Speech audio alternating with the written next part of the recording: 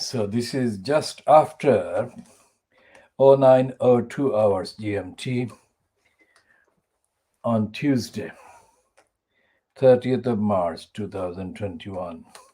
And this is the Khoodeelaar.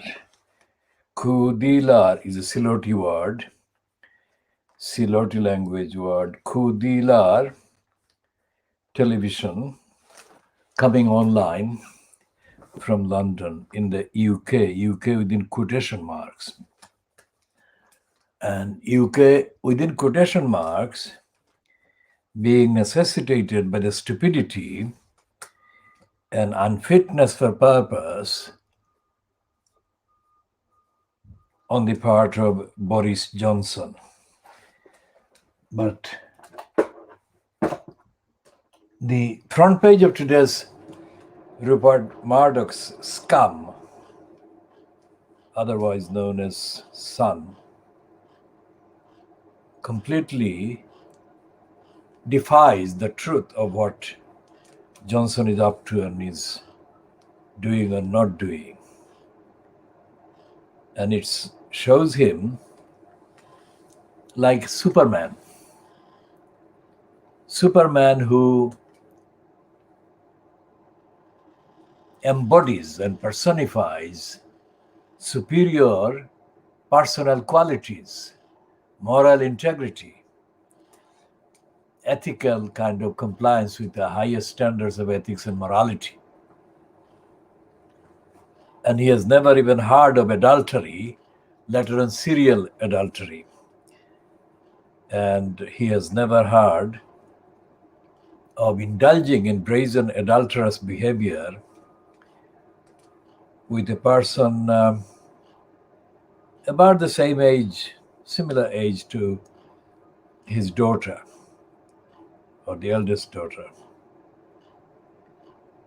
and having brazenly careless sexual activities in the bedroom he shared with his wife at the time, who was away and who came home 10 minutes after the adulterous partner, Jennifer Arcuri, left the marital home, the family home, according to her confession and statements confirming 4-year adulterous relationship with Boris Johnson, married Boris Johnson.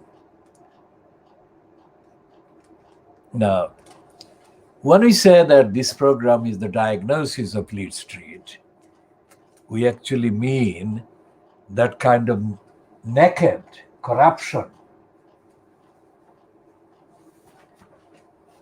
by the corruptor-in-chief, Dirty Digger Murdoch. Now this guy according to the serial kind of propaganda, he nearly died of COVID-19. But now he's smashing everything. I mean, look at the shamelessness and complete untruth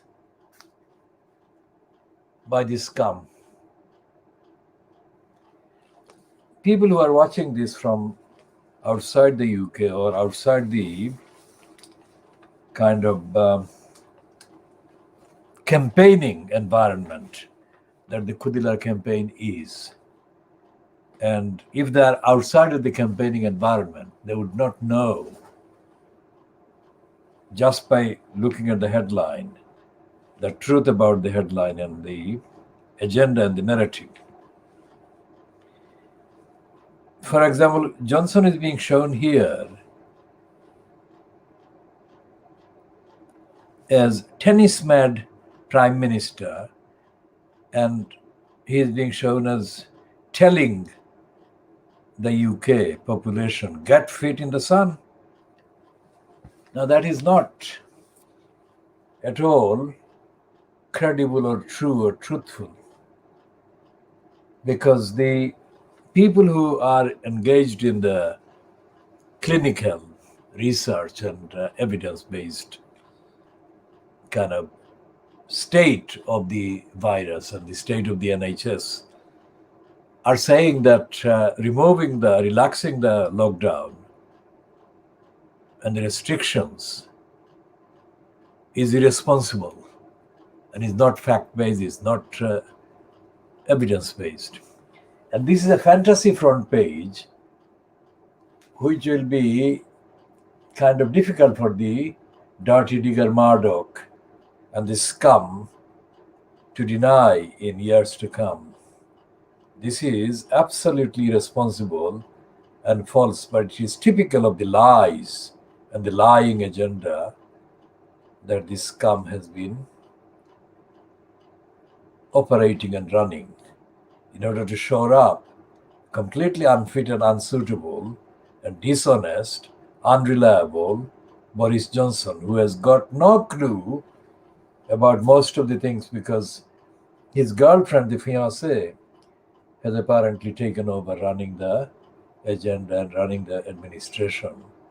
And he, being the kind of extension of her agenda or her skills, he did that same kind of job under the command of Dominic Cummings.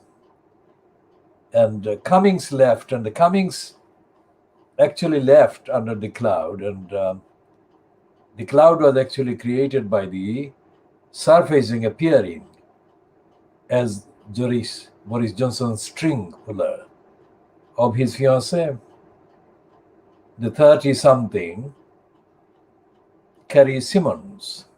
And this picture is a completely fraudulently made up photograph, and the whole thing is absolute lie. Now, as I said earlier, people who are not necessarily viewing this from location in the UK or are not familiar with the campaigning environment, that is the unique environment of the Khoodeelaar campaign, need to know that the Levison inquiry at 10 calendar years ago, was announced by then Prime Minister, then Conservative Prime Minister David Cameron. And he was forced to set up the inquiry in order to fend off, that is to say, calm the outrageous demands that were surfacing against the lying behavior of Fleet Street, especially the likes of the Murdoch stable that had at the time the title called The News of the World, which the Private Eye magazine calls News of the Screws. Now, screws colloquially has two meanings, and the Private Eye renaming of the News of the Screws, News of the World, had more to do with the pornographic kind of orientation and narrative and agenda and capitalization on pornography that the Screws was based on, the News of the World was based on it, and its circulation and its kind of customer base was based on that. The pornography was paraded with the same kind of brazenness as this headline. And the scum is also, well, this is the name, sun, but it's not the sun. It's the complete darkness, because it pervades untruths and lies. And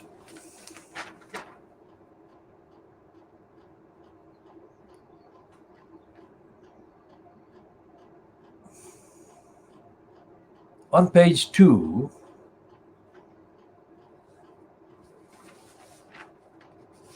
the Sun contradicts its first front page smashing splash.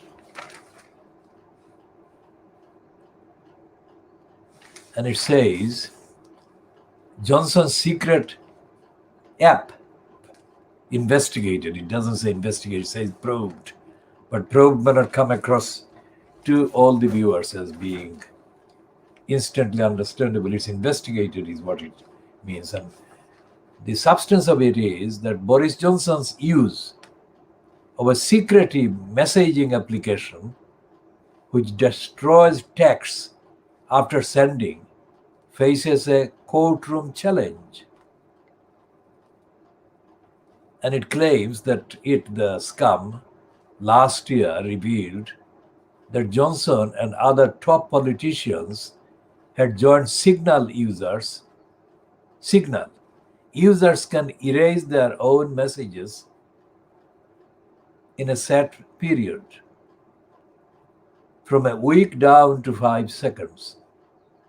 It limits leaks, but transparency campaigners fear it is a loophole to avoid security by freedom of information laws. The legislation states all such communications must be retained forever.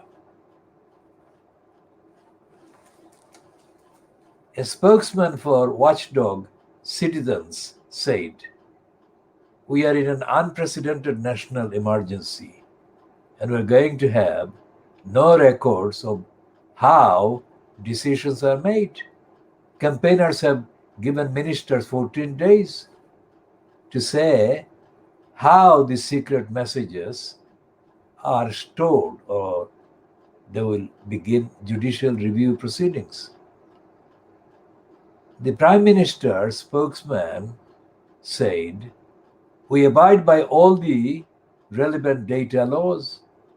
We are transparent." Now, that should have been the front page, especially because in that item there is this reference to the national emergency, unprecedented national emergency. You would think that that should be the correct front page, not promoting a bogus tennis mad Boris Johnson. It's like he's a kid. So he's being given impunity from accountability, even from accountability on matters that this scum itself claims it has recognized Johnson had failed about the secretive application. That is breaking the law. It's in breach of the law. And that is itself a rare kind of admission by the scum that anything Boris Johnson has done is breaching the law. I mean, he does that. He breaks the law every day, but the scum doesn't say it every day. That's the difference. And it is saying that he has been accused by campaigners of breaking the law, which is the Data Protection and Freedom of Information law.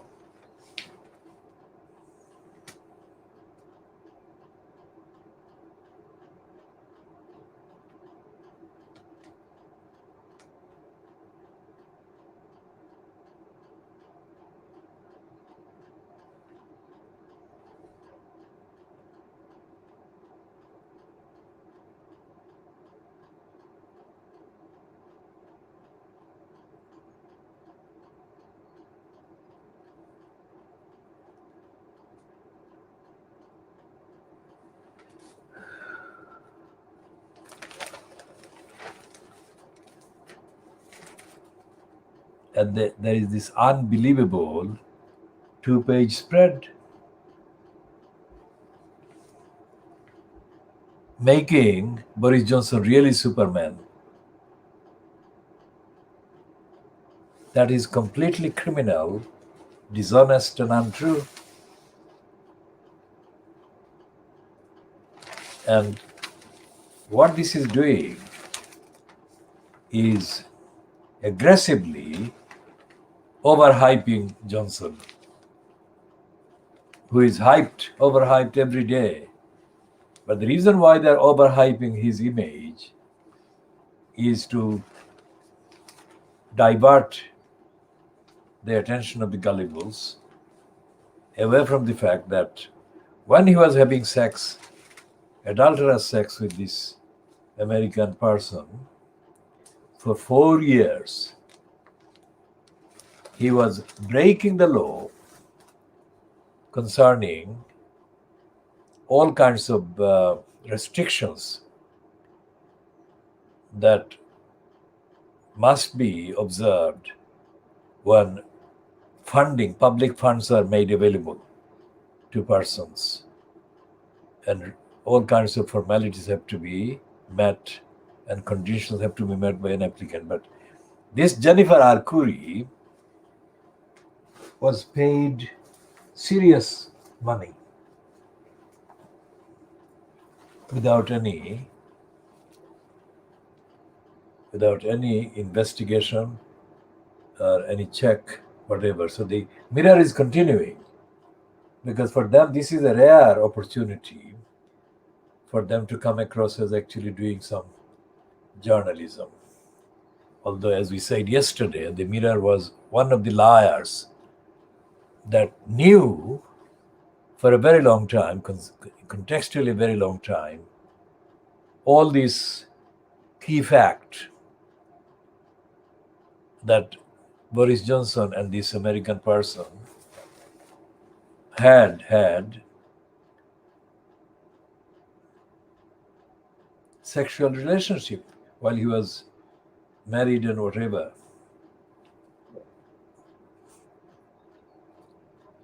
And it reads, after sleeping with his mistress on the family sofa and facing political questions over granting her special favors, now Boris Johnson reckons he's acted with honesty and integrity.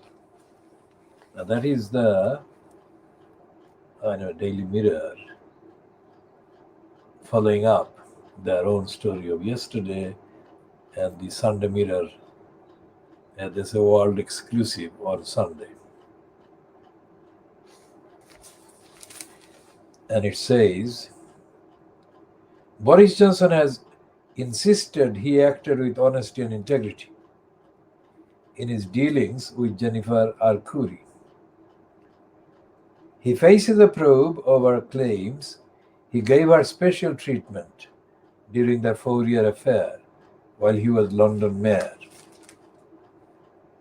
Labour MP Neil Coyle said he is accountable for his time and any money spent in office. Number 10 said Mr. Johnson met all legal requirements. No, he didn't. It is not up to. Look at the stupidity of this Daily Mirror. Because although it is questioning Johnson and continuing the kind of questioning, it's not referring to the law. When the statement by Allegra Stratton yesterday claims that he followed all the rules or complied with all the rules, the Mirror should have asked, has this law or this rule or this requirement been complied with? And there are dozens of restrictions. And there is no mention of any of those in the Daily Mirror itself. Of course, there wouldn't be in any mention of his breach or breaches in the Daily Boris graph. And the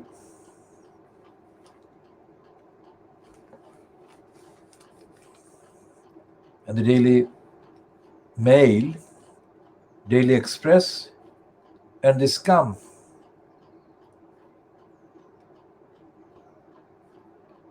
And they're saying a bit more about this claim that he acted with honesty and integrity. These are two things that are absolutely foreign to Boris Johnson.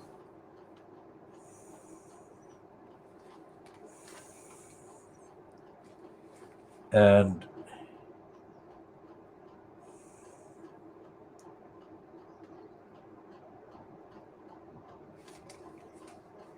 the quotation from the two MPs that I have noticed in there, one from the Labour Party, Neil Coyle, and another from the SNP, Pete Wishart. Well, I've got another one from the Lib Dems, Laila Moran. These three MPs are talking like very ignorant children. They're not fit for purpose because there are so many wrongs and so many breaches of the law and the laws that Boris Johnson has broken, that this revelation should be used to demand a full-scale, complete and thorough prosecution of this liar. But they are not coming anywhere near this. And Laila Moran, who is the second moron that we call, Laila Moran is saying that Boris Johnson's private life is his affair. That's not true. Because he lied to his wife, Marina Wheeler, and he's lied to his children. Unless, of course, he did tell them. If he did tell them, that would be extraordinary, wouldn't it? Because that would mean that they're all liars. The entire family, his children and his latest wife that he divorced, have been lying themselves too.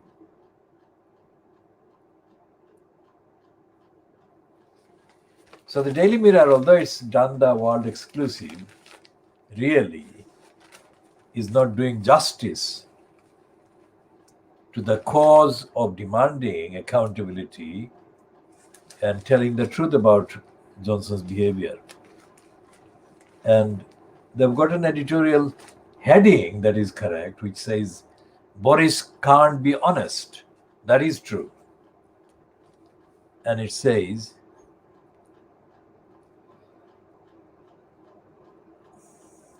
the last paragraph is, if he did act with integrity and honesty, he would be demanding a hearing to clear his name. That Johnson does not do that. He doesn't ask for a hearing.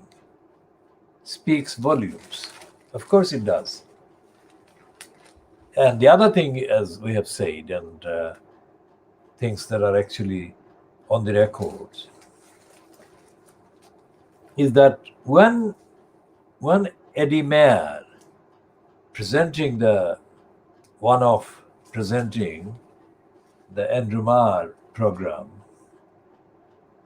asked Johnson on the show, you are a nasty piece of work, aren't you? Johnson didn't know what to say because he wasn't prepared for such a direct summary of his entire career. And the fact that he could speak Latin or a bit of Greek or any other language wouldn't have made any difference, because speaking another language doesn't alter the content, does it? It may alter the linguistic context, but only partially. And he has been overhyping himself as a linguist because of his command of the Latin language, whatever. But speaking Latin and speaking lies doesn't make the lies truth. So when Eddie Mayer said to him, you are a nasty piece of work, aren't you? Johnson didn't speak in Latin, but his 52% of his gullibles would have thought that he would have got away. He didn't. That has stuck. That Eddie Mayer kind of summary of Johnson, to Johnson, that you are a nasty piece of work, aren't you, will not go away, because it is a short summary and said directly, unlike all the Fleet Street journalists or broadcasters. I mean, that was the one occasion that is exceptionally rare. as I said, there is some kind of movement ongoing that is intended to keep Johnson shored up, no matter how wrong he is, how dishonest he is, how immoral he is, and how corrupt he is. Now it will become known, but it will become known only too late, after he has done the complete damage, because he's still engaged in making damaging decisions.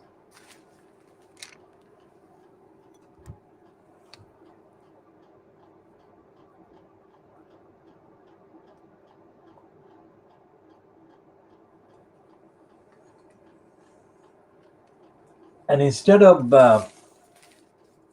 providing a moral alternative and a democratic alternative, the opposition, so-called, fronted by the politically dead man, politically dead, remember? Keir Starmer. I mean, he's absent. Absent from the fray, because neither the Greater London Authority, which has been timid and politically stupid, because the main member of the GLA,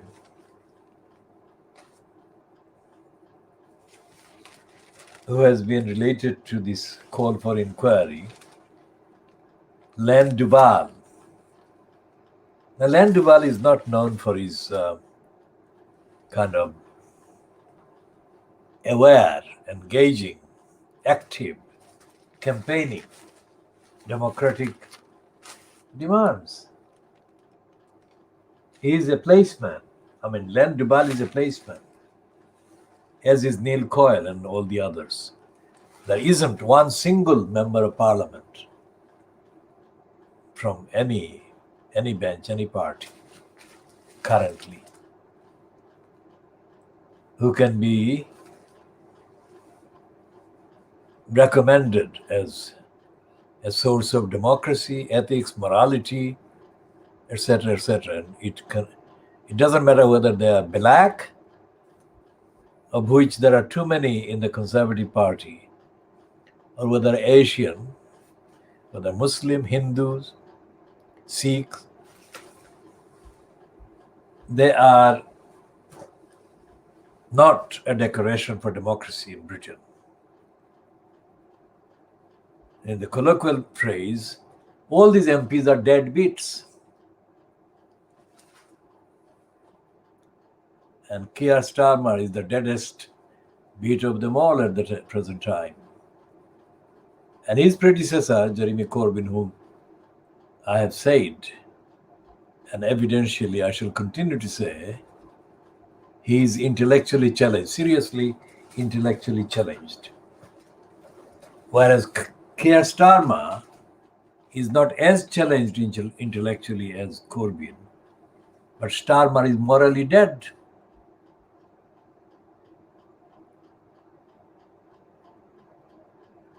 So there is no MP in this country who can do justice to democracy, justice to the cause of democracy in this country. And this latest kind of revelation, or rather the admission by Jennifer Arcuri of the illicit, adulterous 4-year illegal relationship they had, should have been made the subject of emergency questions in the House of Commons. But what they're doing, they're passing bucks. I mean, Len Duval is in the waiting hole. I mean, he's gone deep, deep, deep in the hole. And there is nothing coming out of him. Even after the Mirror Group has published something that for the Mirror Group itself is historic. Because Mirror Group is a corrupt newspaper, as corrupt as this scum. But this one is not corrupt. It is partially just confirming the obvious that has been quite obvious for nearly 2 years at least, since Arcuri hit the British headlines for some reason. And it seems that Arcuri is getting attention and it is doing no harm to her business, the name recognition and all the other things.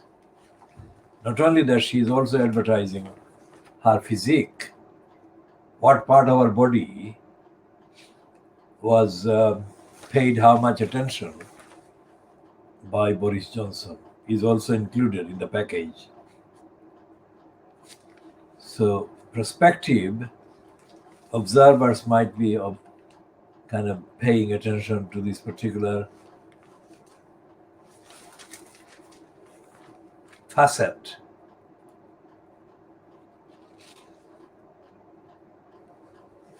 Now, unfitness of purpose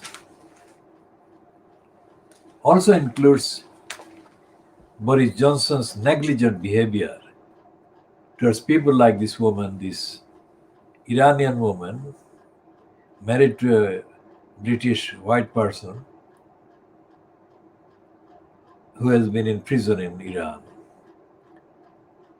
And Boris Johnson, while he was in post as the foreign secretary, foreign minister, while Theresa May was in place as the prime minister, Boris Johnson added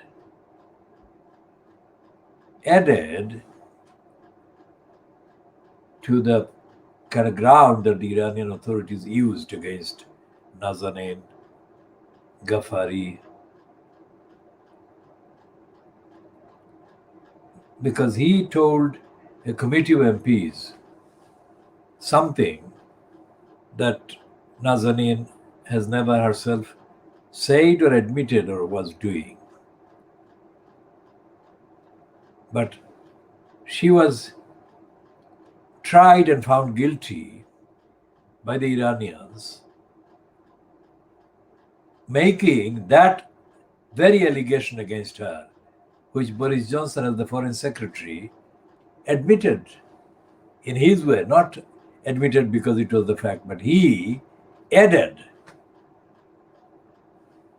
his comment that was actually, that represented and kind of gave the Iranians proof. And they immediately launched an additional attack on this woman. And they cited Boris Johnson's statement to the MPs that she was there to do something that she never admitted she had done. The only reason she went to Iran was to see relations or people who were family members who were ill or unwell or ordinary kind of visit. That is all she says she went there for. But the Iranian accused her of being a spy and an operative for the British state against the Iranian state. And Boris Johnson, instead of standing up for her civil liberties and her rights, including the right to return home to her husband and family, made it harder for her to return home. Now, would anyone with that kind of record consider this individual worthy of that Superman promotion by this scum? He didn't even think about the implication of what he was saying about Nazanin, Ghaffari, Ratcliffe. He didn't even think. And according to Jennifer Arcuri, while he was still in post in the corrupt post of London Mayor,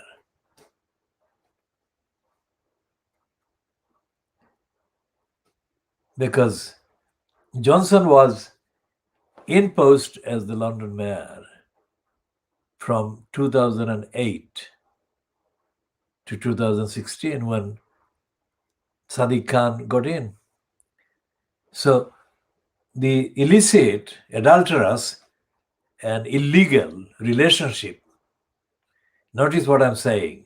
I'm not just saying about the illicit sex. I'm saying the illegal relationship because Boris Johnson, allowed Jennifer R. Curry to get money from the public, from the state. And the money that she got would not have been paid without clearly longer procedural investigation, evidence, etc., etc. And she had to meet conditions that she didn't meet because it wasn't put to that test. That is illegal.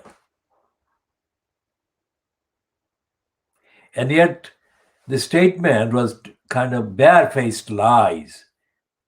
The statement that was associated with Allegra Stratton, acting as Johnson's propaganda spokesperson yesterday, it was an absolute lie.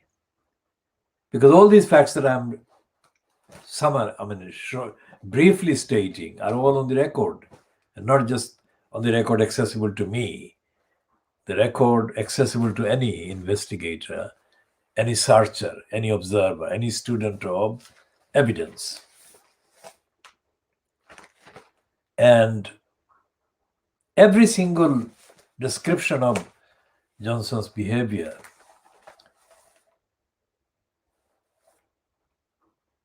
concerning morality and ethics falls short of the standard that he should have met. And therefore, it means that over the last 30 years, Boris Johnson should have been prosecuted, literally prosecuted, on at least a dozen times because of the known publicly available record of his misdemeanor, his breaking of the law, and his corruption. Now remember, it is not unheard of for conservative kind of incumbents, prime ministers, incumbent in the office of prime minister, otherwise known as number 10 Downing Street, to be accused of corruption and actually of doing corruption. Let's say the woman that is wrongly referred to as the Iron Lady. I mean, Margaret Thatcher was praised by all the morons, conservatives, as very straightforward, very honest, with integrity. I mean, and it turned out that she had deals. She had deals involving lots and lots of money with the Saudis and with intermediary outlets and intermediary entities. And her son, Mark Thatcher, was involved in all kinds of shady dealings. And the reason why Mark Thatcher was able to get involved in lucrative, secretive dealings was entirely to do with the office that his mother held as the prime minister. And Thatcher knew that. And Thatcher had the same kind of attitude towards Mark Thatcher during all the time that there were allegations against him. Just like Brenda, the Queen Elizabeth II, has shown towards her son Andrew. Throughout the years, or throughout the period that is still ongoing, of his being accused of having sexually abused children of his having behaved as a pedophile, of his having had sex with young girls that were procured by Robert Maxwell's daughter, Ghislaine Maxwell, for him and Epstein. And Brenda has not disowned him. And Brenda hasn't allowed any of her stooges in the media to say anything about her being disappointed, let alone being so annoyed with him that he was kind of denied many of the parks and titles and access and platforms as a member of the so-called royal family. So this is the diagnosis of the media, because we are telling the truth that is not possible to be found on the scum which is hiding the truth with these absolute lies and disgraceful lies, promoting Johnson.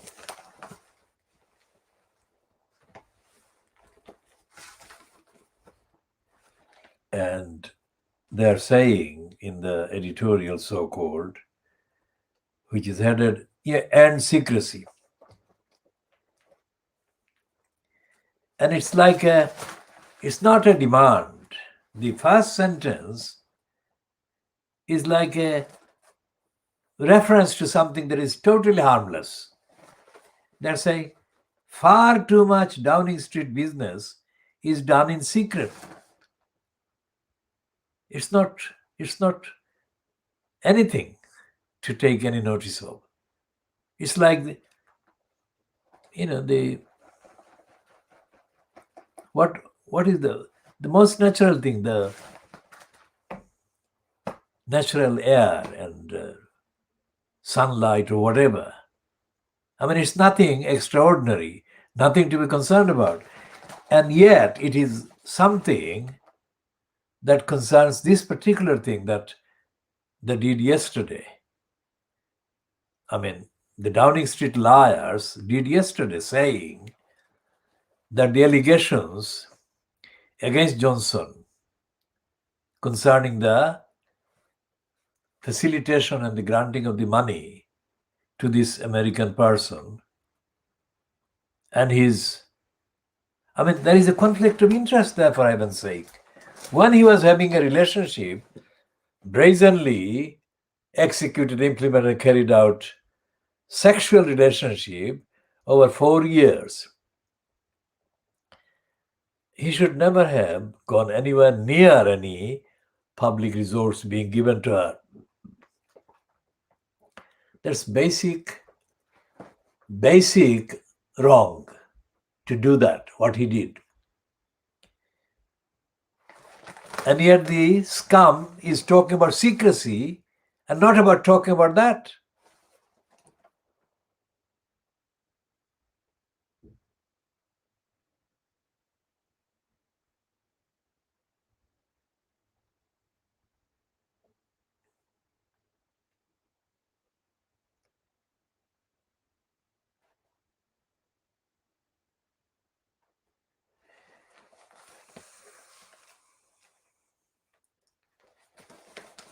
So it's a diversion, like the poisoner's Scottish-born anti-Scottish rights criminal Trevor Terrible Kavanagh yesterday blamed the parents protesting against the Batley School in West Yorkshire.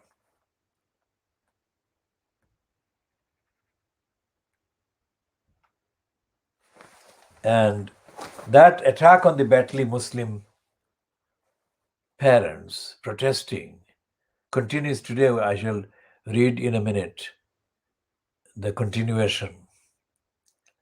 I mean, a complete, absolute kind of moron like Ulrika Johnson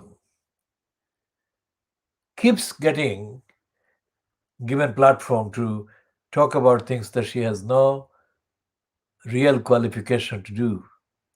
And yet she has been given this space today to attack the Muslim parents in West Yorkshire.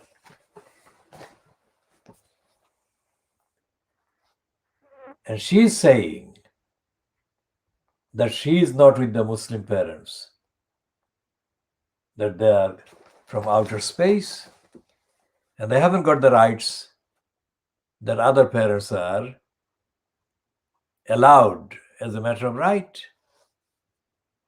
Just like Shamima Begum, British citizen by birth, has been denied her citizenship because she is a Muslim and she is an Asian and she is not of the pigmentation, skin color that this racist Ulrika Johnson is, who is herself an adulteress because she had series of adulterous relationships. No qualms about the impact on the other women affected by her adultery. And her career is based on her being a kind of sexual kind of partner of several people. Her career is not based on any original moral contribution to anything. The fact that she is given a platform to attack the Betley parents and call them frenetic. She's calling Betley frenzy. It's not a frenzy at all.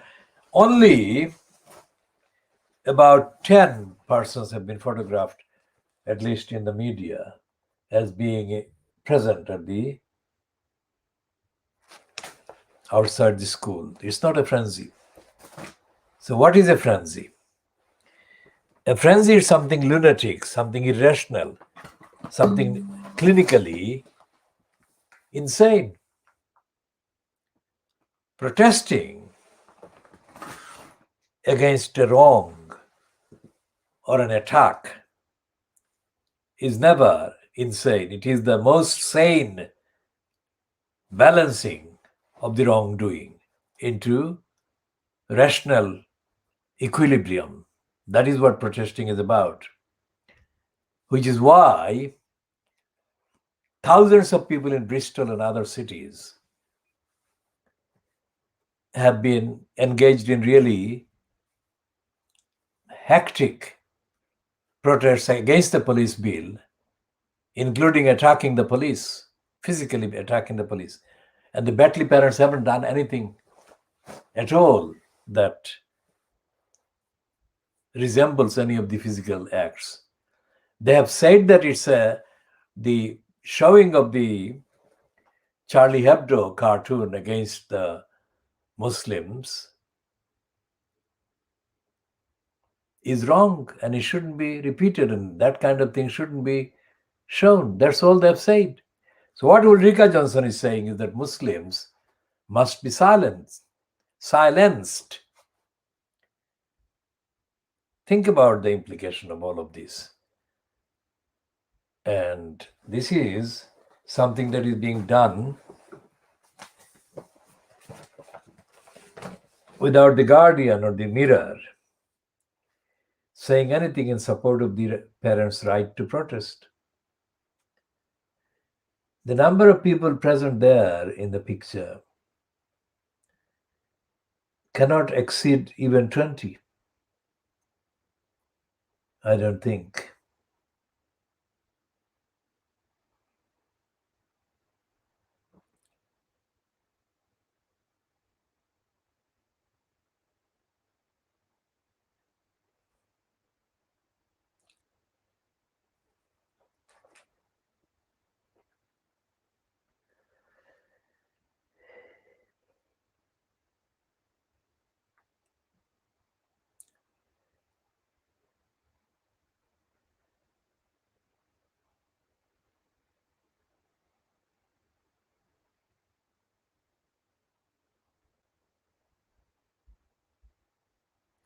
And she's saying that the scenes outside the school in Betley serve as a stark reminder of the tension awaiting us when our new normal resumes. And she doesn't say the same thing about the thousands who stormed a police station or appeared to storm the police station in Bristol and injuring more than a dozen people or more. In the process, she doesn't say that about those people. So she's a racist. And when I appeared on a morning edition of a program that she was working as a weather girl on during the 1980s, and there was a newspaper room waiting for the guests, and she was there, and I asked her the direction as to the particular room that I should be going to. And this racist was very, very sharp in telling me, without looking at me, where the particular room was.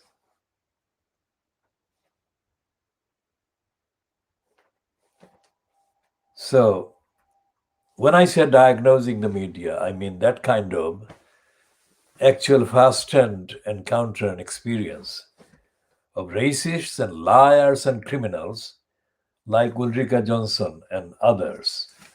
Not every single one, of course, would be within the list or within the frame of my actual encounters with, but quite a few of them are. And enough of them are, let's say. And I shall be recounting the appropriate one in due course as we move.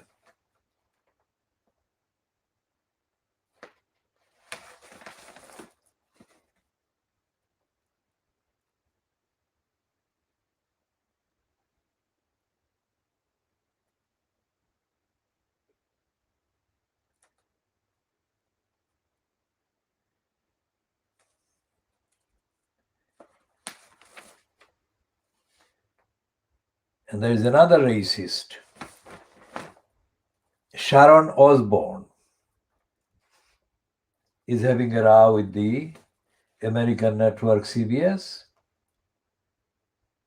Quite apart from the fact that Sharon Osbourne is unfit for purpose and was part of a kind of gang of so-called celebrities that for too long, far too long,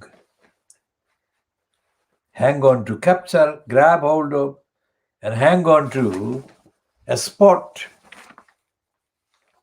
like she has been on the CBS.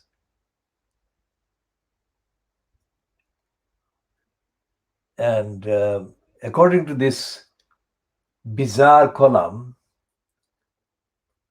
page 22 and 23 of this Come Today, Tuesday, 30th of March 2021. Here is the piece that exposes the racist reason for Osborne's enforced kind of departure, because her attitude against Meghan Markle was so racist that the people inside the CBS organization had to decide that she had to go. And here is the key paragraph that links her departure with the racist Piers Moron.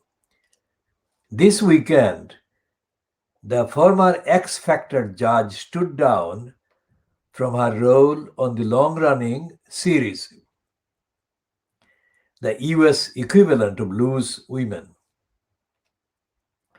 amid the fallout over her support for Piers Morgan, as well as a dispute with former colleagues. Now, that is the giveaway.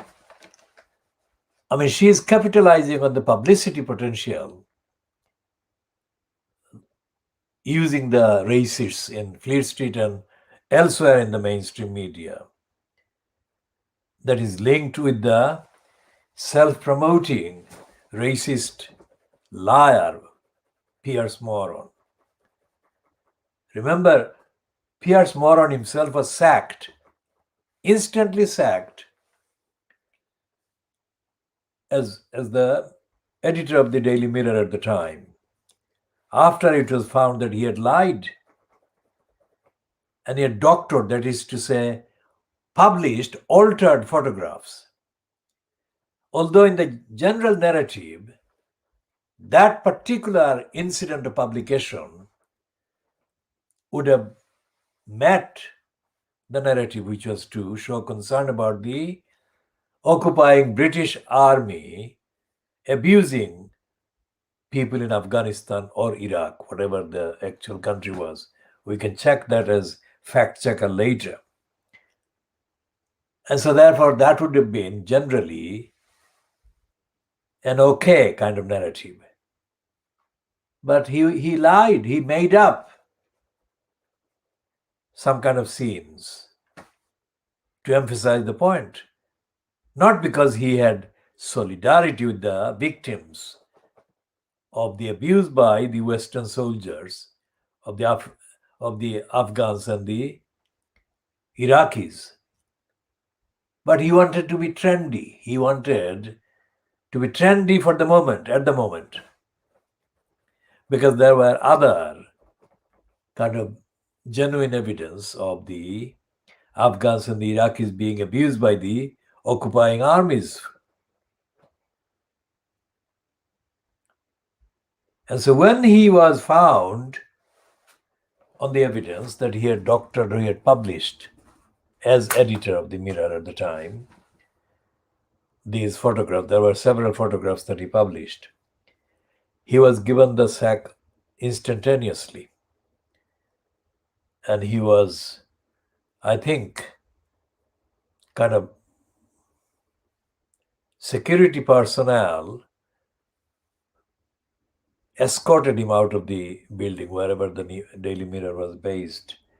It probably was based in the Isle of Dogs or the Canary Wharf, but that again is subject to fact checking because it was a few years ago. And then he became friends with Donald Trump. Whenever he did start the friendship is not clear, but even after Trump mounted the biggest such attack on the entirety of the Muslim population in the world, Piers Morgan continued to support and make excuses for Trump's anti-Muslim hysteria and provocation and incitement and hatred and spite.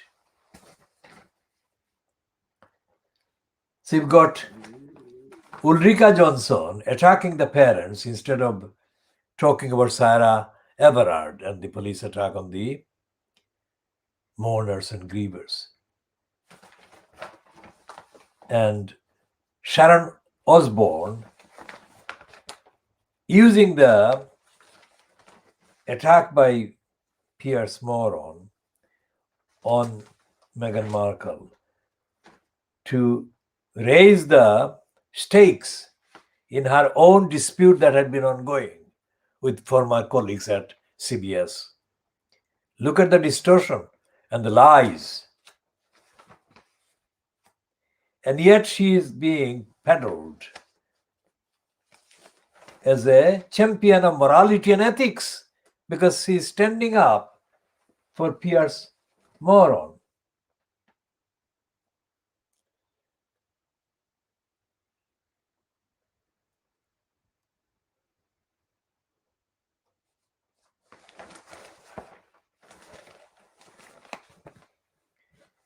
And there are so many examples.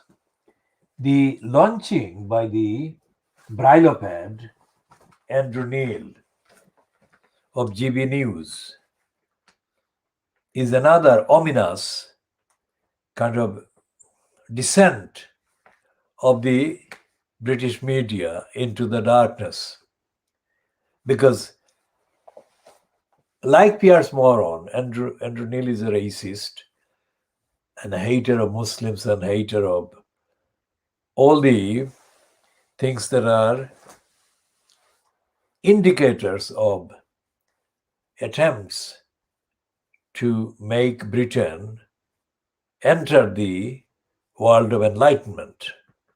All the international treaties and agreements and charters and conventions and declarations are contrary to the mentality of the likes of Andrew Neil, who is involved with the serial lying publications and outlets like the Spectator magazine, which in its long history as a title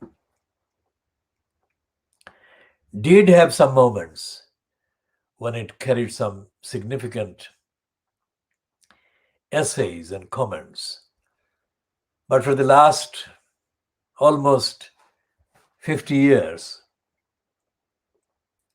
it has been descending into darker and darker and darker kind of area, illustrated, typified by represented by the persistent platforming of the openly anti-Jewish Greek person, Taki.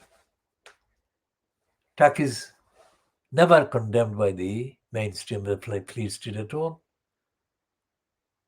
Now, if Jeremy Corbyn had ever said anything like Taki has said about the Jewish people, then he would have been really prosecuted for serial criminality and incitement of hatred against the Jews. But Taki is not attacked. And Johnson has been supported by the Spectator, and he was given a job as editor of the Spectator, and completely racist contents he allowed, and the racist contents are continued even to this day. And they have, of course, there are other kind of incidents. Several people involved with the Spectator were having adulterous relationships. So it's similar to Boris Johnson's personal kind of indulgences. And Andrew Neil was the first kind of names to make a big claim about Piers Morgan. When Piers Morgan left ITV, and he immediately declared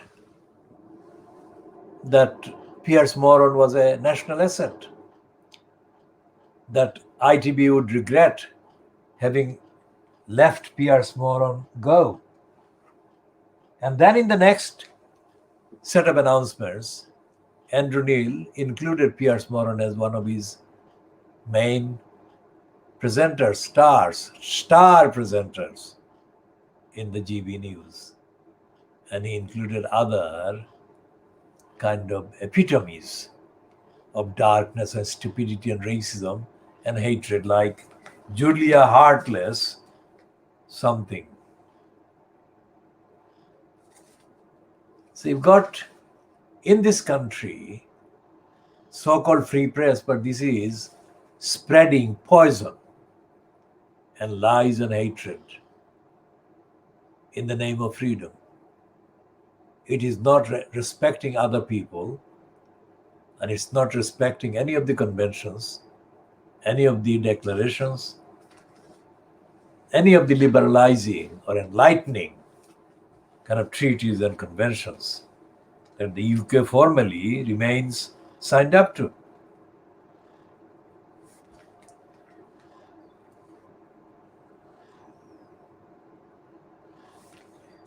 So we go back to the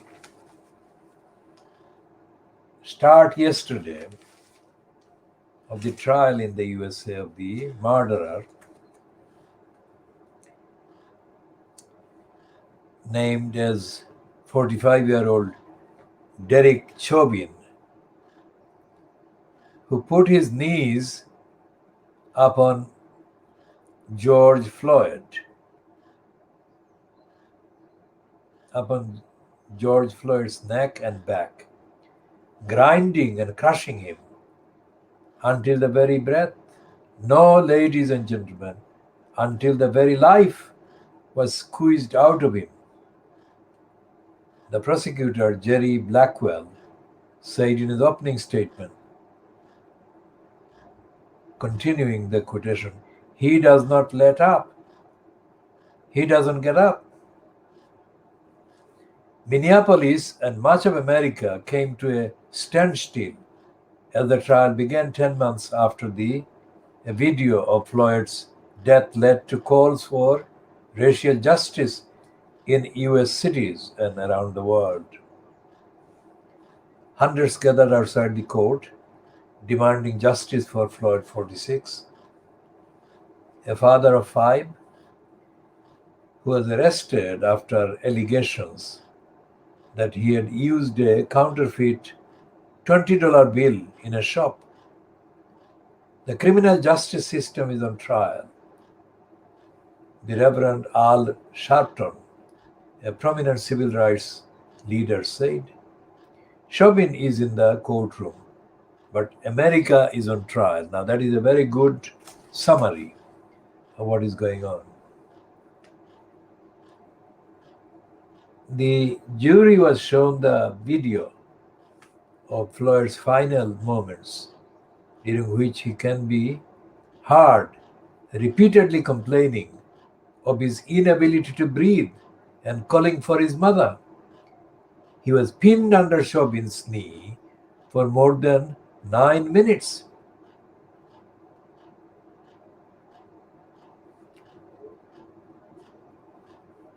You can believe your eyes that it's a homicide, that it's a murder, Blackwell said.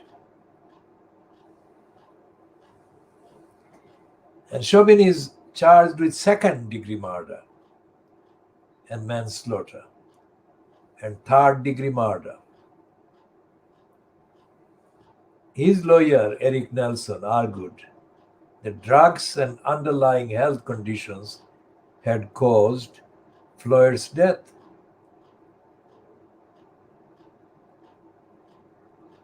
The trial continues.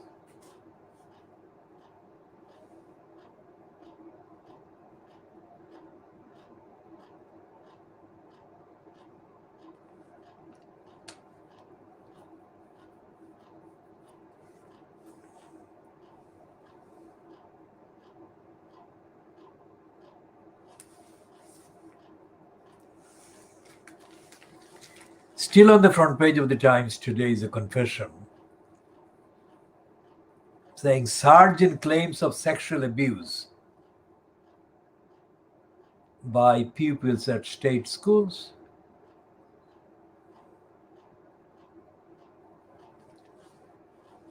Think about that. It's not just the state schools, because they're coming a few days after allegations of sexual abuse and rapes in so-called private school, fee-paying schools became featured in the news.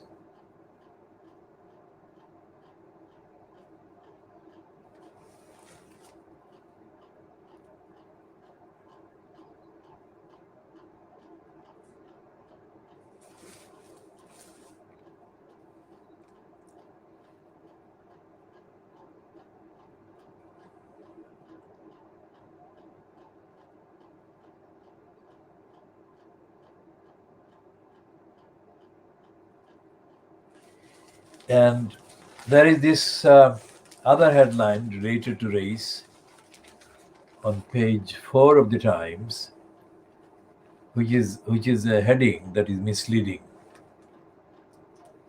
It says Race Review Chief reveals his plan to help white working class boys. Now that is absolutely criminal untruth. Because this race review body or board is actually a racist one. And the claim that white working class children have been neglected because of preferential treatment being given to black children is one of the racist perpetual inventions. They're not saying that the white working class children, boys, are failing or being let down or falling behind because of the built-in anti-working class, anti-poor bias and obstruction caused by the likes of the so-called middle class and bourgeoisie. That is the reason. And the other reason is that noticing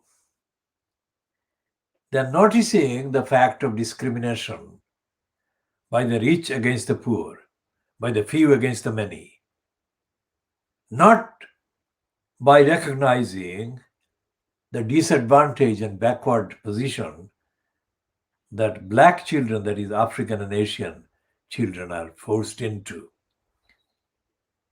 But because white boys are coming across as having not fulfilled their academic potentials.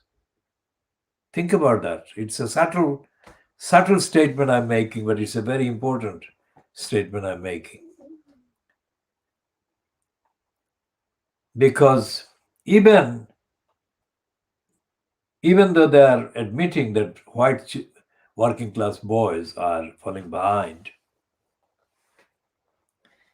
they are not saying that failure or that kind of lack of achievement by white working class boys is anything to do with the system. They're saying it is to do with the fact that discriminated against, disadvantaged children from mainly impoverished and poverty-stricken African families, African backgrounds, and children of Asian backgrounds. Asian mainly meaning children of the subcontinent, not the Chinese, because the academic performance of the Chinese is significantly better in comparison. So therefore, when Asians and Africans are mentioned, the Chinese should not be included, because the Chinese, on the average, perform much better. And so the Times is saying that, and the piece is written by a notorious racist propagandist against Muslims called Henry Zeffman. Well, there are three of them in there. Stephen Sunford, political editor, and Eleni Courea. Courea is spelled with a C, Courea, and Henry Zeffman. Zeffman is a notorious propagandist for racist and right-wing establishment in this country. And this commission is a racist commission, and the name is itself a giveaway that it is racist, and it's in place, that is, it has been established and funded in order to increase ethnic disparities.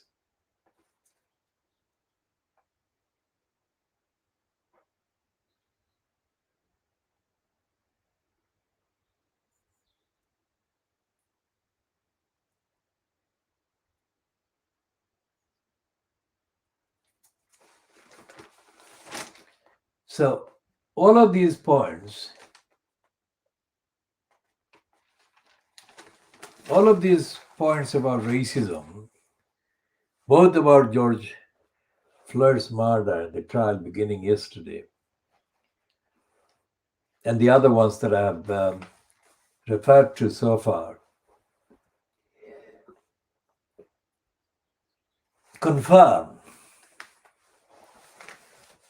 one thing, that Britain is descending into darkness, further darkness. And the fact that they are blaming or citing as a function or functional kind of connector or causa, correlator, the state of, they are saying, not the reality, additional support given to Asian children, African origin children, shows that far from accepting the overdue duty to implement and abide by the requirements of the treaties, the conventions, the charters, the declarations, all of those international, to which the UK as a state remains a signatory. They're saying nothing about that. So, as I said, they think that little England is bigger than the whole world. So there is no reference to the world. There is no reference to the world forums, no matter how less than efficient those are. Well, everything I diagnose appears on the facts, on the evidence, on the study, on the examination of the evidence to be falling short of its stated purpose. I'm a regular commenter. Most of the comments are critical, factually critical, not because of his personality.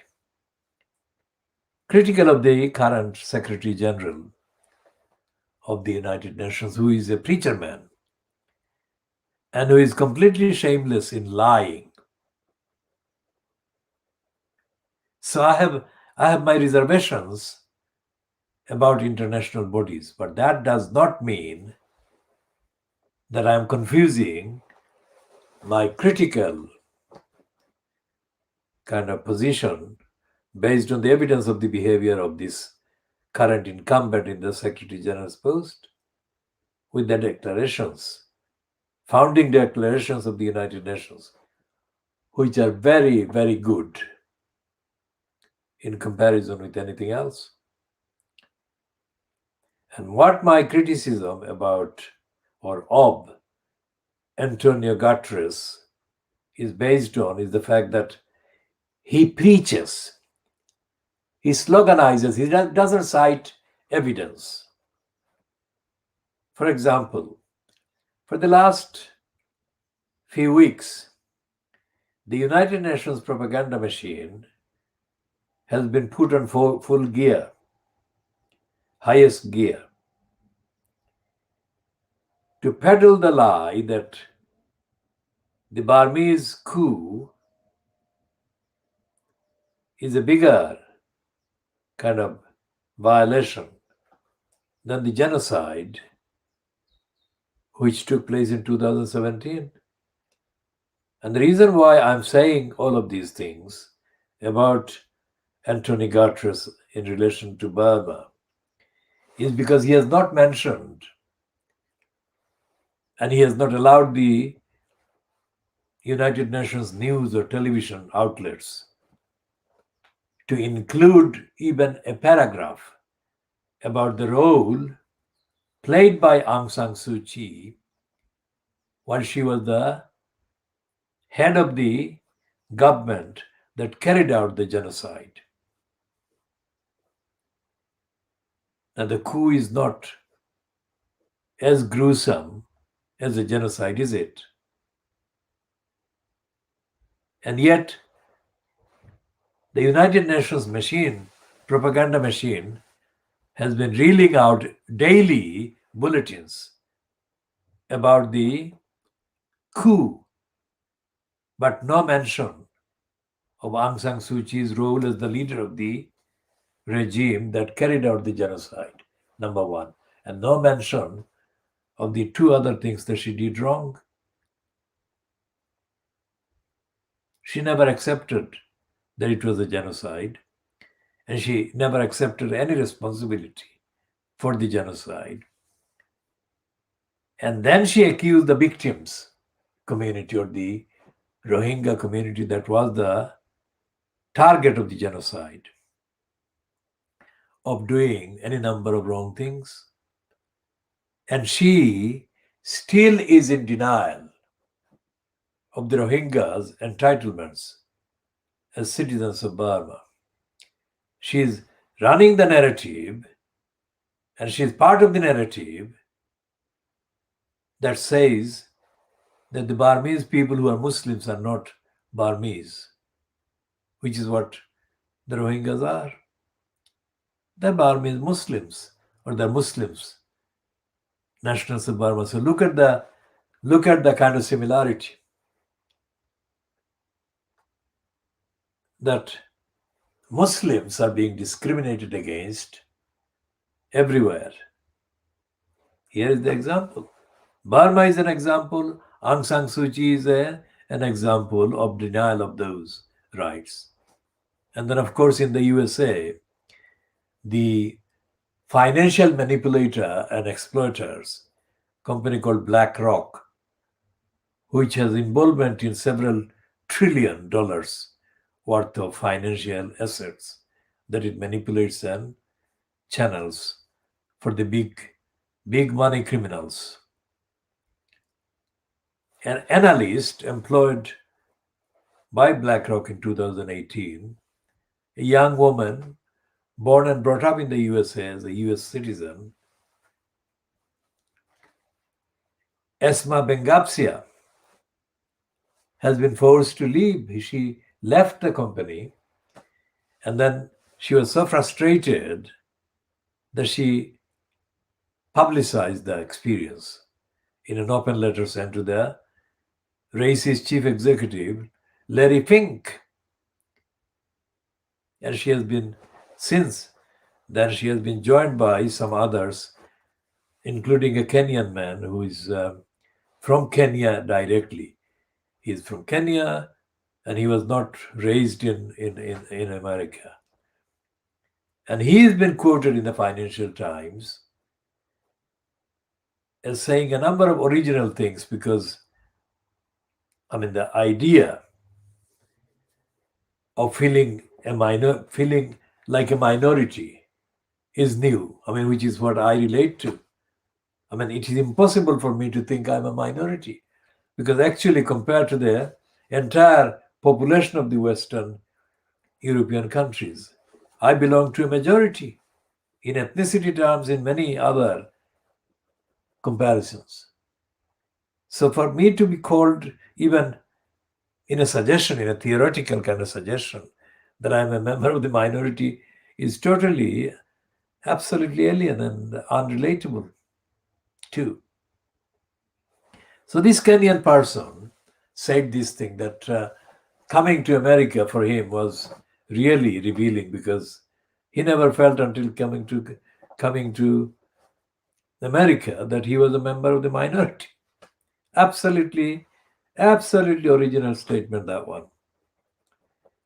So this woman, Esma Bengapsia, was mocked in the workplace by white so-called co-workers in the White Rocks, or White Rock. One, because she didn't wear the allegedly seasonal thing that apparently others worn during the Christmas period. So she wears a niqab and the traditional Muslim kind of dress. And she didn't think that she was doing anything wrong, because there are various objections to this For a start, Christmas is not a religious thing at all. It's a business thing. But even some generous people, including myself, who out of courtesy wish some people that we know as Christmas observers Happy Christmas. It's just a social thing. It doesn't connote or denote any acceptance of anything to do with that. It's just a social kind of thing. So she was mocked and insulted for not wearing something like that. And the other thing was that one potential rapist and sexual pervert who found her attractive and complimented her for being attractive, good looking, whatever, conducted a loud consultation with his white colleagues within her hearing, that is to say, in front of her, along the line that if he sexually assaulted her, that could be anything, would he be allowed to get away? Think about that. What you are saying is that if he raped her, could he get away with that? Now, can you imagine? Would he dare do the same about a white girl? Think about that. So back to the Kenyan man who said, or back to one of the others that the Financial Times has quoted. I cannot remember the name, but one of the people quoted in the big read item in the Financial Times said that the only reason the White Rock employed people who are not Anglo-Saxon white, let's say, was to show in its CB that it had met the diversity requirements. That is, it had got a kind of number of the quota of black people, African people, or Asian people, or whatever. Now that is America, and it is not, the BlackRock is not part of anything to do with the, Trump organization. So it cannot be blamed on Trump. It's America. And it shows the sickness, the racist sickness and the depth of anti-Muslim hatred, intolerance that exists in all the American business, big business organizations. And there is no evidence anywhere that victims of such attacks, sexist, misogynist, anti-Muslim, whatever, all these wrongs, like the pervasive sexist and rapist culture that exists in the schools across England. Can you believe that? How can that have been going on? And how can that be even treated as news, as if it's happening only now? It's not. Schools are by definition places that are out of bounds, if you like, from accountability, which is why I have been campaigning for accountability and transparency and morality and ethics by schools regimes. As part of the campaigns, I have got kind of outcomes, if you like, for over the last few decades, having been forced to demand the sacking of a number of head teachers who have gone as a result of my campaign. But the ideal alternative would have been for them to do the right thing instead of being forced to resign or being forced to be focused on as the wrongdoers against the duties. I mean, the one school that I have been involved in campaigns about, as accessible, as kind of relatable and referable to by the numbers of items on the mainstream media, has been, of course, the then Grant maintained school called the Stratford School, based in East London, the Newham Borough. And everything that I came across as being wrong, including the failures of the parents that I was supposedly supporting, constitutes a list of shocking failures about education or schooling. For instance, the person that I kind of got involved by organizing the campaign to defend turned out to be, shockingly ignorant about the school system, the purpose of the various things, including the bureaucracy called the curriculum and all the various tiers of connections and the relationship between the central government, the local council.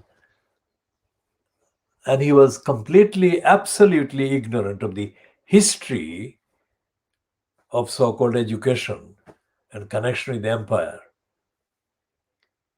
All of that had direct implications on the problems that he was having with the racist head teacher and with the racist other governors or parents.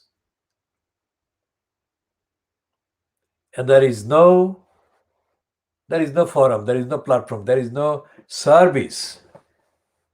This is what this campaign protecting the school governors, the parent governors, took place in January to May, let's say, 1992.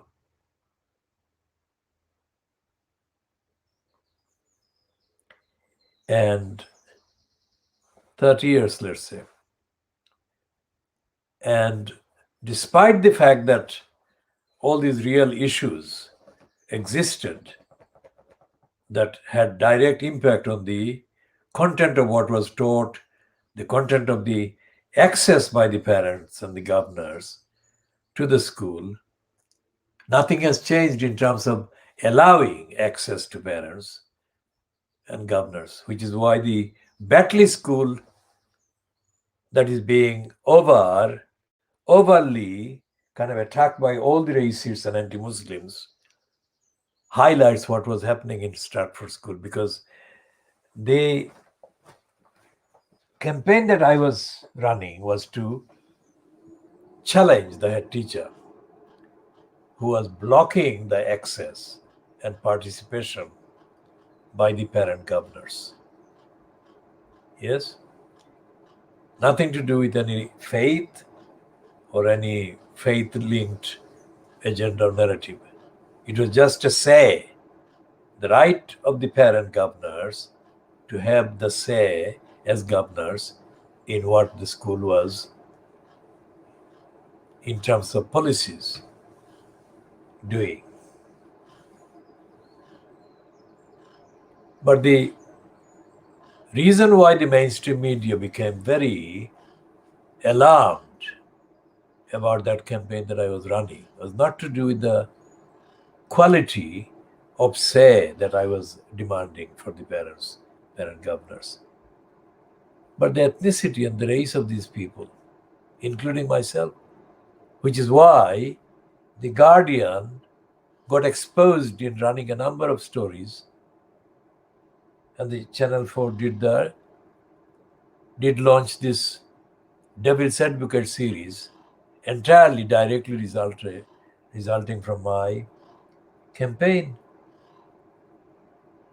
And the person who actually organized the Devil's Advocate was somebody who had been aware of me for decades and had not found any way to corner me.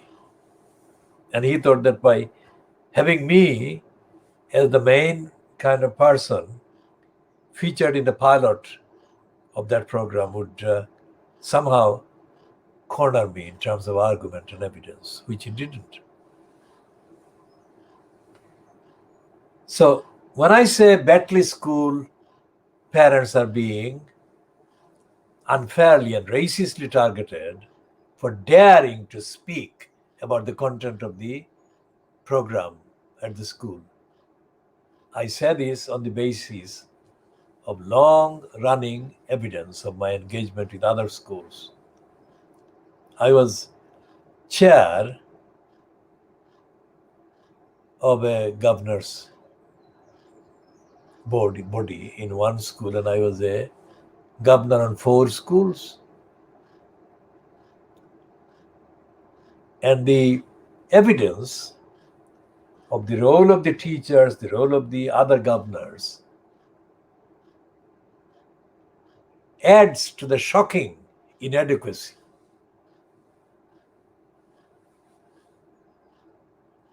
on the part of those who are supposed to be governors.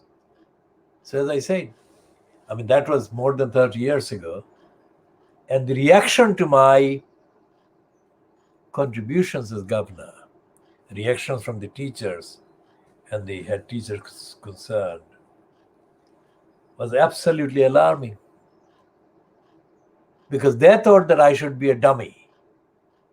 And not only a dummy, if I said something, then I should be behaving like somebody who has been given a favor to or done a favor to by the school or by whoever got me to be a member of the governing body.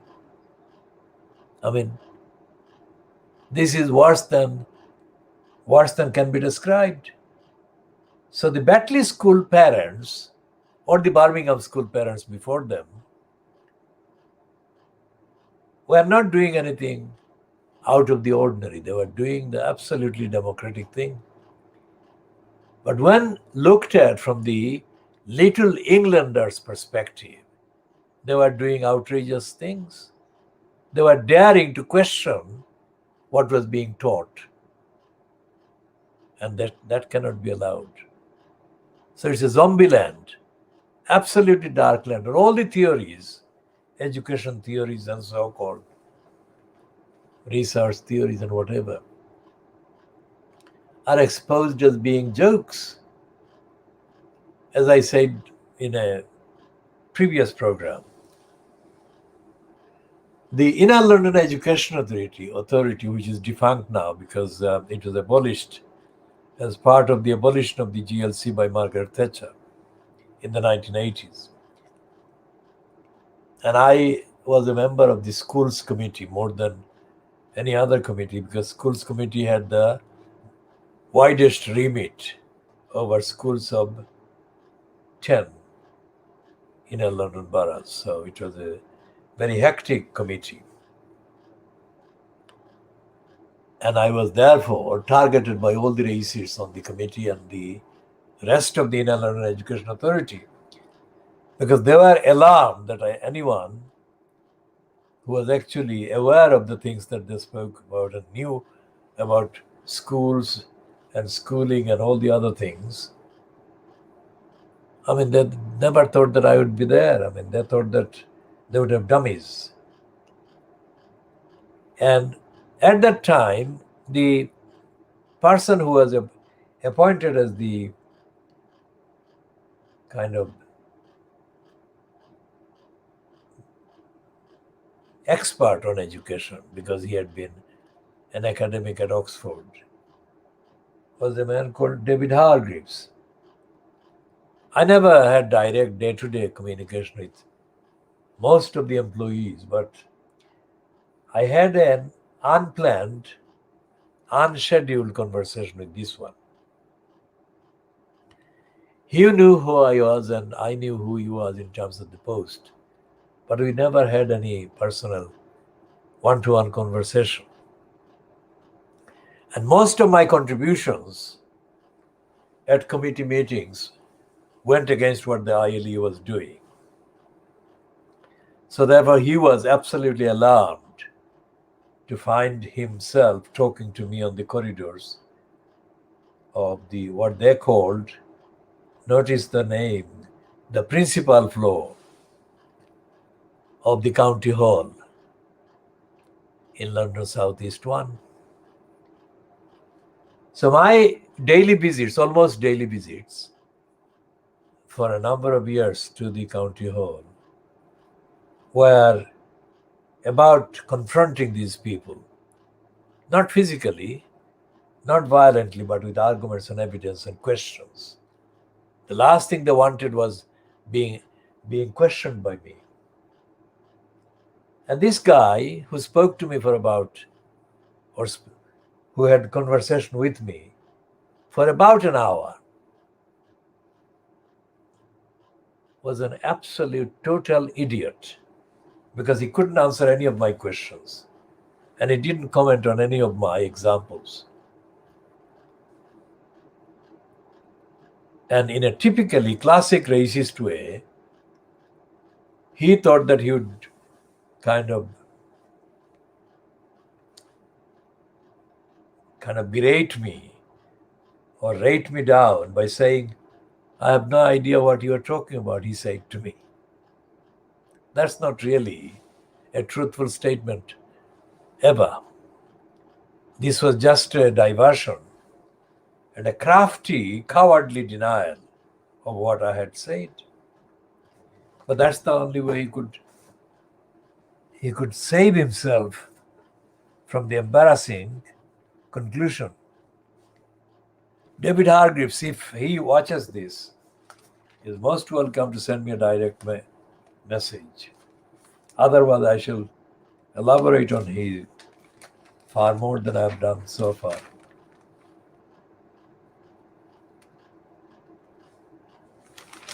Now, David Hargreaves was not the only crafty employee in the ILA, Inner London Education Authority, that found it difficult, to say the least, to handle my questions. It is my questions that they never could handle. And one was a Caribbean person called Trevor Carter. Now, Trevor Carter, like Joe Hunt, was an established member of the elderly sector in the Caribbean community, let's say. But I wasn't from the same background, so I didn't know the various kind of relationships. But Trevor Carter was used to be treated with deference by the other acquaintances that he knew. But with me, he came across somebody who was asking him questions. Trevor Carter had never been asked questions like that. So I asked him questions about seeing me at a meeting and then answering questions. And I asked him to set up a meeting for more than a year until he couldn't say no anymore. So we sat down and I started asking questions. And Trevor Carter obviously had worked hard in preparation for this. And he had rehearsed that meeting long before the meeting took place. As we started, Trevor Carter, sitting on the table one side and me on the other, began receiving phone calls. The meeting was supposed to be kind of held for about an hour. But in the time that we were there, he received about 12 or more calls, which had the effect of him talking to these supposed callers rather than answering my questions. See what I mean? Just think about it. He didn't say that he didn't want to answer my questions, but he did do that. He did effectively come across as not wanting to answer my questions. He wanted to talk to these people. Now, Trevor Carter was not in post as the tea boy so that he could take orders and people would give any number of orders. He was one member of staff whose main job was to sit down and write reports and whatever. And he was not in the post of a kind of reception center. So there could not be logically and organizationally any calls at all, because he had already done a meeting with me on diary. The fact that he had even one call showed that he was being dishonest.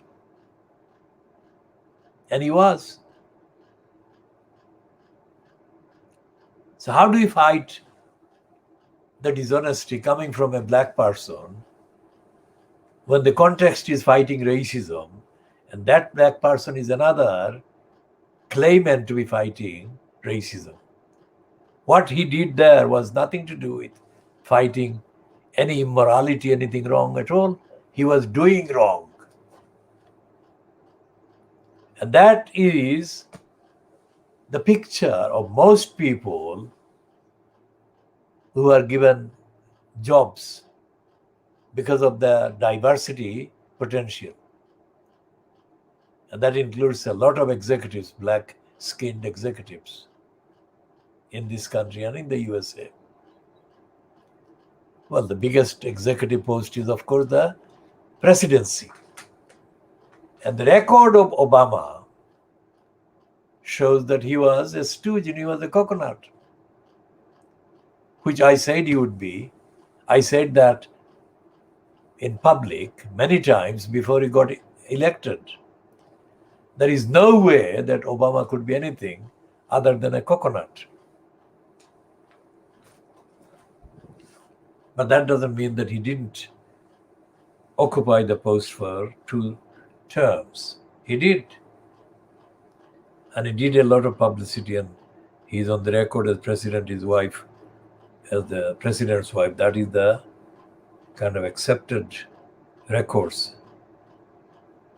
And I'm not including Michelle Obama as responsible for Obama's failures and deeds.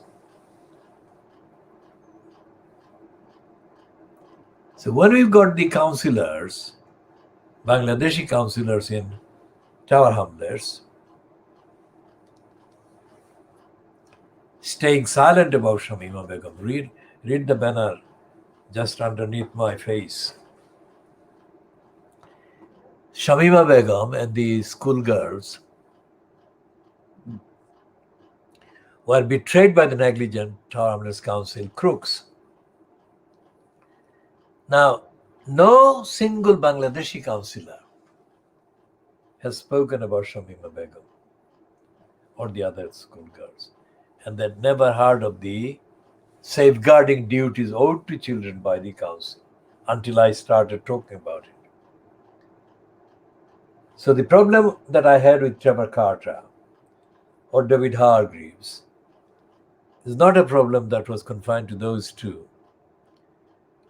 I mean, the entirety of the ILEA's bureaucracy was kind of in real meltdown in terms of my presence on the ILEA for as long as I was present there. And that shows the measure of the racist resistance. They don't accept my contribution as being welcome because they think that it's a threat. Even when I'm offering the better version of efficiency and competence on things that they should have been able to do, but cannot do because of their own shortcomings, etc., etc. Everything I said to Hargreaves and others in the ILEA, and have said since and before about the so-called education theory has been vindicated, because there is no education anywhere. What there is brainwashing, indoctrination, and the likes of Macaulay kind of did. When in 1922, the rebel poet, who is now known as the national poet of Bangladesh, Qazi Nazrul Islam, wrote one of the poems that, as a Muslim, he shouldn't have written that, because Muslims are not expected to know as much as he did about the Hindu mythologies. But he was an accomplished kind of scholar, and he knew very well many of the Hindu mythologies, which he applied very effectively. And the image of Mother Durga is a very well-known and well-established one among the Hindus, the ordinary Hindus. So he wrote that poem praising Mother Durga and asking for Mother Durga to help free the country from the clutches of the British Empire. And he said that people are being hanged, people are being imprisoned by the imperialists. And he was saying that Mother Durga should help free the country. The British arrested him and charged him with the crime of sedition. Now, anyone who knows about the population in 1922 should be able to work out that too many people were there, hundreds of millions. And there should not have been any imperial presence at that time, because they were only tiny, the white ones that called the shots. The fact that they did do that for 190 years was because they brainwashed too many Indian people, subcontinental people. That is not education, that's brainwashing. And Nazrul wasn't brainwashed, he was educated. Think about the difference. And all these schools and colleges, universities and faculties are machines for brainwashing. When you have education, you've got conflict between right and wrong. So education isn't there. Most of the times, it's indoctrination and other control or controls going on.